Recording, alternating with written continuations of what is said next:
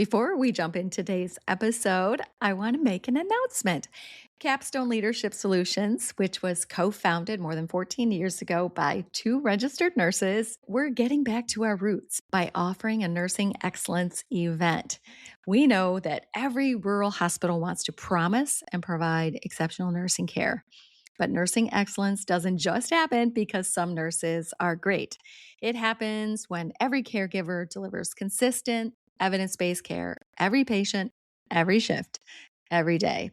So we hope you will join us on August 11th at 12 p.m. Eastern Time for a free webinar where we'll be overviewing the same proven 5-step approach.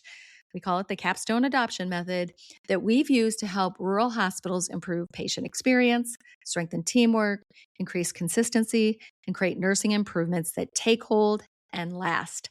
This webinar is free. Again, it's on August 11th at 12 p.m. Eastern Time. And you can go to our website, capstoneleadership.net, and go to our resources page where we have all of our upcoming events listed. Or you can email us at info, I-N-F-O, at capstoneleadership.net, and we can email you the registration link. Now on to today's episode. People sometimes think we bring all kinds of new ideas, and sometimes there's some new things we do bring to the table to our partners. But honestly, most of the time, we're helping organizations connect all the pieces, right? Connect all the dots. We're helping them take all of the scattered pieces and bundle them together, spread them consistently throughout the organization, and make them their own.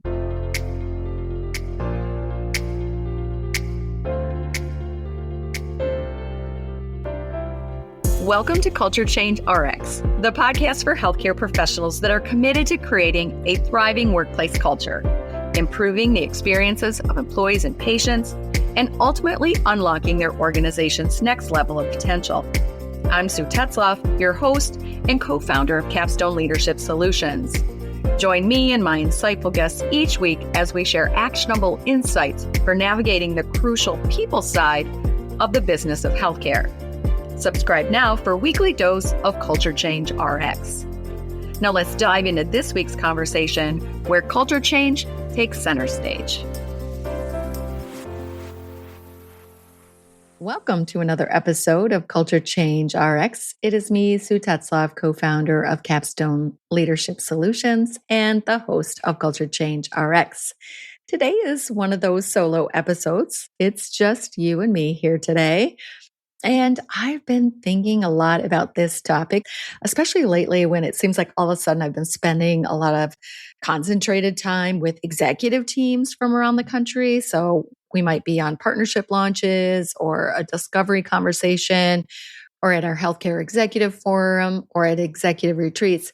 But really, one of the privileges of doing this work for more than 14 years is I get to see so many different organizations, right? I get to experience so many different healthcare organizations, small and rural ones in particular, because that is our specialty here at Capstone. And what's really cool is that after a while, you eventually can stop just seeing organizations and you start seeing patterns.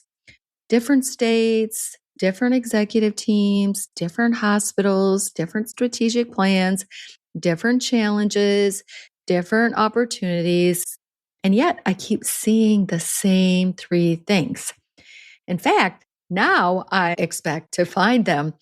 And I think these 3 patterns explain why so many healthcare organizations work so incredibly hard, yet never quite become consistently excellent.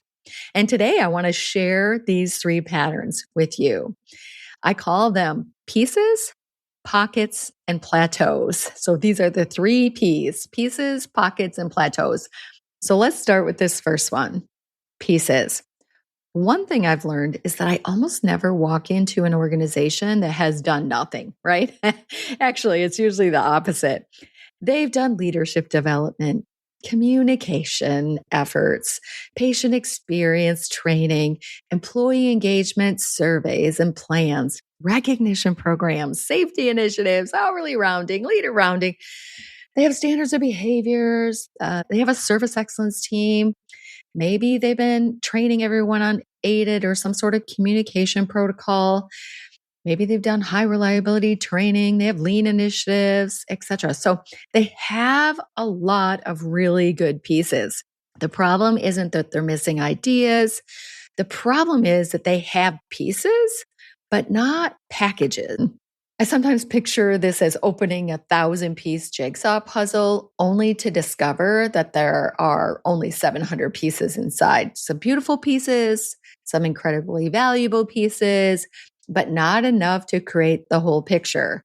And even the pieces they do have aren't connected to each other. They're isolated. There's one initiative over here, there's another initiative over there. There's a leadership program over here. There's a nursing project over there. There's a patient experience effort over here. There's an employee engagement committee effort over there. See, these things are all good. But what I notice, the pattern here of these pieces is that they aren't connected or working together. One of the things that we've learned at Capstone is that isolated practices rarely become organizational habits or those kind of initiatives or efforts or habits that have staying power. Instead, these are isolated practices. So instead of this, in Capstone's world, we help organizations bundle these practices together and really help them to build and deploy bundles, such as leadership bundles, patient experience bundles, communication bundles, nursing bundles, change bundles. Because bundles reinforce each other, people can see how they're all connected together and how they're not these isolated one-off efforts and really they create synergy. They become much more than individual practices. They create synergy. So that's one pattern, pieces. The second pattern I want to mention today is pockets. So I call this second pattern pockets. This one always makes me smile because executive teams describe it almost exactly the same way. They'll say, "Oh, our surgery department is amazing. Our laboratory really gets it and they take such good care of patients and give such a great patient experience. Oh, Mary up on second floor, she is fantastic. John at the front desk, he is incredible." And I always find myself thinking, exactly, that's the problem. If excellence depends on which hallway you happen to walk into or what department you happen to be serviced in, it isn't organizational excellence. It's pockets of local excellence. And patients don't experience your organization in pockets. Employees don't experience your culture in pockets. Communities don't experience your reputation in pockets. They experience consistency or inconsistency. One nurse consistently communicates beautifully, another doesn't. One department follows the standards, another doesn't. One manager coaches, another simply supervises. One physician embraces the culture, another opts out. The result? Inconsistent experiences, inconsistent culture, inconsistent outcomes and results. This is where so many organizations stall. They've proven that something can work, they just haven't spread it. One of the words we use all the time at Capstone is diffusion.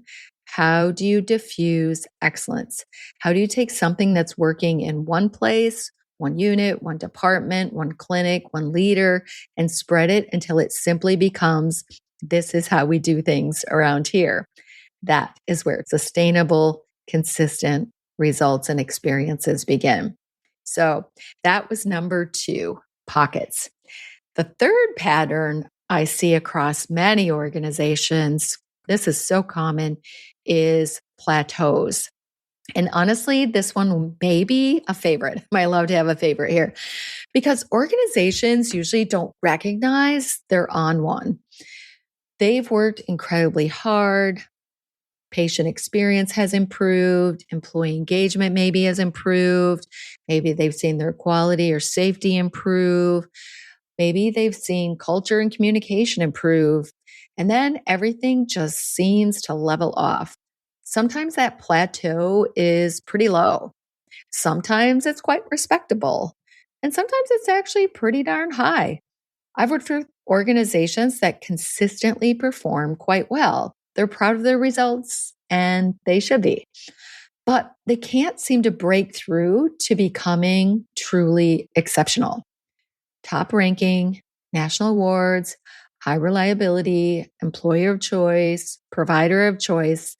They've reached what I sometimes call the fine plateau. They're good, they're fine, they're okay, respectable, not bad enough to create urgency, but not exceptional enough to create distinction.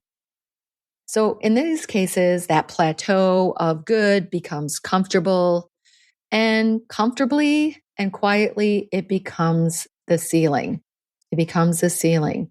And that is the third pattern I see, is that ceiling or that plateau. And again, it could be anywhere on this spectrum of poor, fine, okay, good, or even great results, but not being able to keep moving them forward to keep getting better and better and better over time.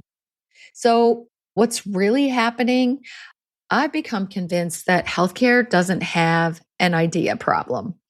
It has an integration problem. It has a consistency problem. It has a sustainability problem. Organizations don't fail because they don't care. They don't fail because they're not trying. They don't fail because they lack talented people. Most of the organizations that we talk to and we work with have incredibly dedicated leaders and employees. But what they're missing is a way to put it all together. And that's really where Capstone comes in. People sometimes think we bring all kinds of new ideas, and sometimes there's some new things we do bring to the table to our partners. But honestly, most of the time, we're helping organizations connect all the pieces, right? Connect all the dots. We're helping them take all of the scattered pieces and bundle them together, spread them consistently throughout the organization, and make them their own. Because that's the other important part. Transformation has to belong to the organization. It's not Capstone's. It's not the CEOs. It's not the initiative champions. It has to become part of the organization's identity. And that's when it is lasting. So as I reflect on the executive teams I've had the privilege of talking to or working with, I keep coming back to these same three patterns: pieces, pockets, and plateaus. And if any one of those or all of them sounds familiar, I hope today's episode encourages you, because those aren't signs that your organization has failed. They're signs that your organization is ready for its next level of growth. The organization that becomes employer of choice, provider of choice, top ranked, award winning, and a high reliable organization, these aren't necessarily organizations with better ideas. They're the organizations that take the right pieces, bundle them together, spread them consistently, make them their own, and make them better over time and sustain them year after year. So before your organization launches another initiative, before you ask what else should we do, maybe ask a different question. How do we finally put it all together? How do we finally put it all together? So that's the episode for today. Thanks for joining me. And we'll see you each week on Wednesday for another episode of Culture Change RX. And if today's conversation resonated with you, I encourage you to share this episode with another healthcare leader. These conversations are how we continue to strengthen healthcare organizations and ultimately the communities that they serve. Until next week, keep leading well. Bye now. Thanks for tuning in to Culture Change RX. If you found value in today's episode and you are a believer in fostering change in healthcare, join us in making a difference. Follow, rate, and review our podcast on your favorite platform. Share it with colleagues and your network. Together, we can make a lasting impact. Until next week, keep inspiring positive change.